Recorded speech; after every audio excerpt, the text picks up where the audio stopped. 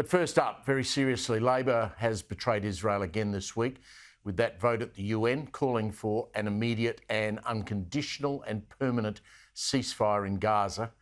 Who can believe what Penny Wong is doing to our country, as well as defending the work of UNRWA, who, that's the aid agency that was known to employ people who were Hamas terrorists. Anthony Albanese's leadership, as we know, is under scrutiny over his handling or mishandling or non-handling of anti-Semitic attacks, those that we saw in Melbourne and Sydney. For more, I'm joined by Executive Council of Australian Jewry co-CEO Alex Ryvchin. Alex, it's been a dreadful week. It seems like it's been much longer than just 1 week since that firebombing of the synagogue. How's the community holding up? Look, they're holding up well, all in all. And I feel like, since the firebombing and since what happened in Woollahra, and really for the last 14 months, the community has been cycling through a range of emotions, grief and trauma, pain, disbelief, but also anger. And after the Addas synagogue fire, that was the real emotion that I was detecting in the community. There was a great sense of anger, a sense of betrayal, a feeling that the federal government had allowed this to occur through its inaction, through its weakness, had basically created a situation in which a synagogue could be set alight. It's something that hasn't happened anywhere in the world. We've had increasing anti-Semitism in the United States, in Europe, but only in our country do we see a burning synagogue. It's a scandal. And the fact that the federal government has presided over the greatest increase in anti-Semitism in this country's history, I think is a cause for shame and a cause, at the very least, for deep reflection on the part of the government. I'm not sure that'll happen. And as you say, they seem to be doubling down on their policies with regards to Israel, demonizing it, insulting it at every opportunity. And I think they don't realize the connection between the Jewish community and the Jewish state. And they don't realize that when they treat Israel as a pariah, as a rogue state, it impacts on how our fellow Australians treat this community. So I think they need to come to that realization quickly. I've been around a long time, and I can remember the regard that Prime Ministers like Bob Hawke, for example, had with his connection with the Australian Jewish community. He had a very strong, long-lasting connection to Australian Jews. He'd be turning in his grave, wouldn't he? Well, we feel like we're at a low point in terms of relations with the government. And you're right, we are an Australian community. We've had extensive relations with governments, left and right, Liberal and Labor.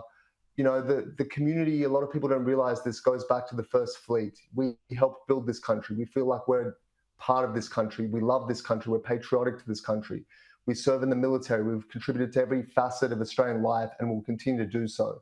But the way that we've been treated in the last 14 months, when we've needed the government most, has really let the community down, and it's made us feel like we're alone. But fortunately, civil society and other communities are filling that vacuum of leadership, and we're hearing from other faiths and other cultural and national groups all the time.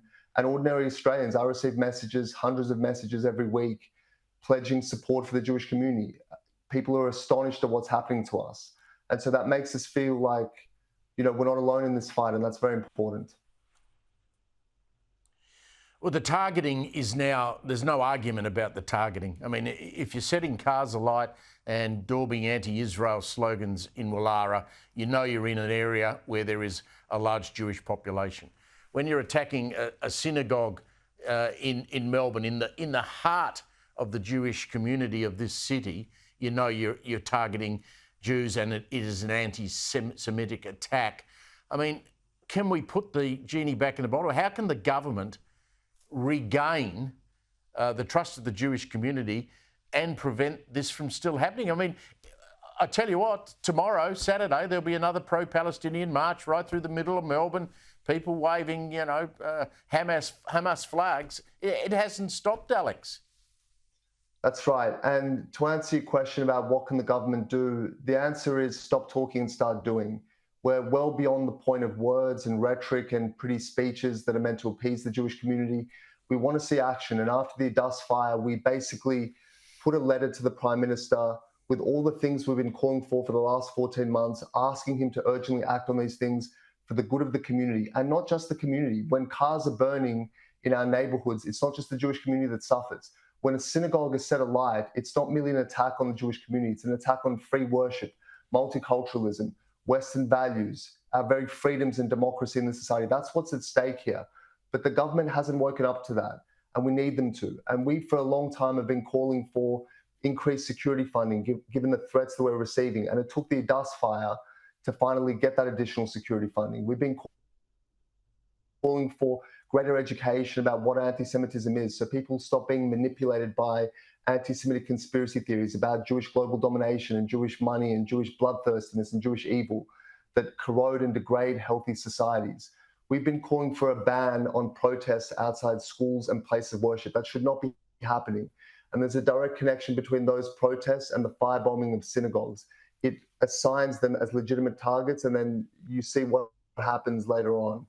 So we've been calling for concrete action, law reform, for people who hold aloft the portraits of terrorist leaders to be brought to justice. That hasn't happened.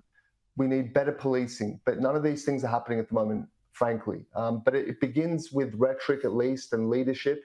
But even on that, the government has been sloppy and weak and contradictory.